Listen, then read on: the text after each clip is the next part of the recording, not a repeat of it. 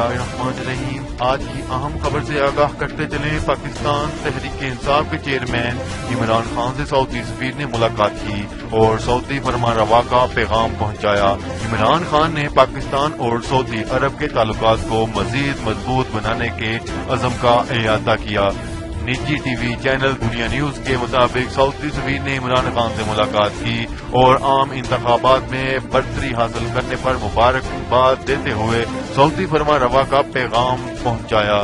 ملاقات کے دوران عمران خان نے کہا کہ خطے میں سعودی عرب کا کردار اہمیت کا حامل ہے اور پاکستان سعودی عرب کے ساتھ تعلقات کو بہت اہمیت دیتا ہے۔ سعودی عرب کے ساتھ تعلقات مزید مضبوط بنائیں گے۔